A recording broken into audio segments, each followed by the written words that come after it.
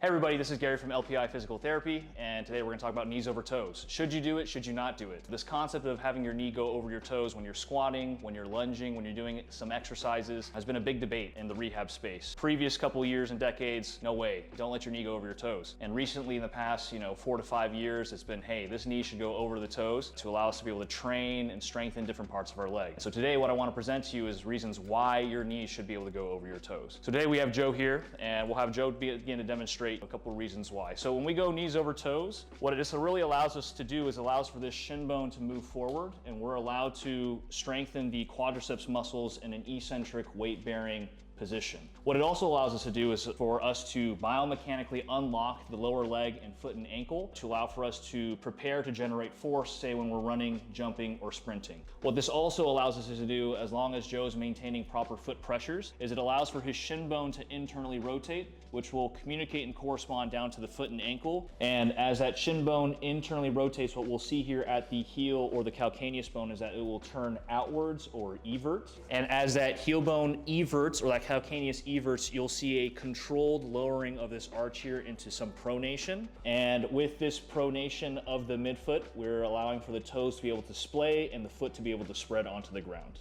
It's important to move into the knees over toes positions. As we can see, it helps with different motions, not only at the knee, but in the shin and the foot and the ankle itself. If we are unable to move in those positions, one, we might develop some stiffness or inability to get into those positions. And two, once we are able to, or if we're able to even get into those positions, we'll lose the ability to be able to control ourselves in those positions. Now, from an athletic application, knees over toes, you'll find it readily throughout sports and athletics and sports performance. When you are running, jumping, or sprinting, rarely will you see even some of the more elite level athletes ever keep their knee directly over their foot or even behind their toes. And as we take a look at Joe here, as he's going to perform some double leg plyometric jumps here, we'll see that as he's lowering down, his knee will have to progress over his toes to be able to load those quads and allow for his quadriceps to participate in the triple extension at the calf, quad, and glutes to be able to elevate his center of mass off the ground.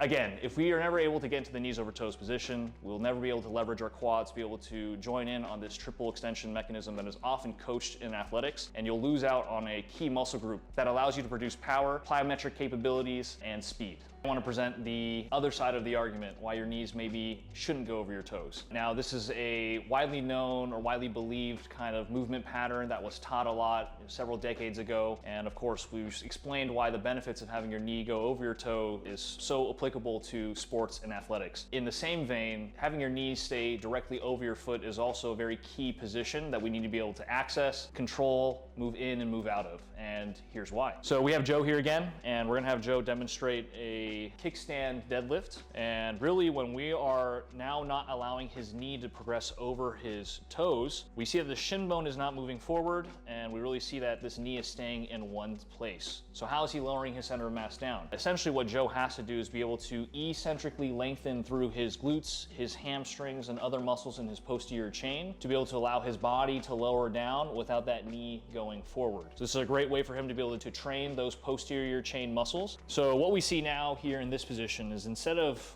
when the knee's over toes, this midfoot slightly dropping in a controlled manner into pronation, we actually see this midfoot staying relatively rigid through appropriate foot pressures here at the base of his big toe and his outer heel. And this allows for him to have a rigid lever to be able to push off of and change directions, say if he's cutting, shuffling, or any of those motions there. So in an athletic application here, we'll see Joe perform a deceleration drill where he's cutting at 45 degrees angles. And you'll notice that as he plants his left leg, his knee will stay relatively over his ankle. And what this allows him to do is be able to access his posterior chain muscles like his glutes, his hamstrings, to be able to decelerate his center of mass, and down to the foot and the ankle where it provides that rigid foot position to allow him to then push off and change directions. And you can see this here in this drill, but also if you think of any other drills that require you to laterally shuffle from side to side, say if you're doing defensive slides when you're playing basketball, or even in football when you're performing a W drill where you're having to navigate through space or through cones in both a forward and backwards direction. So knees over toes, knees not over toes, I don't think there's an end-all be-all. I believe in my experience that we should be able to move into positions where our knee goes over our toes, to be able to control those positions and have access to those positions, but we also need to be able to control positions that we need in athletic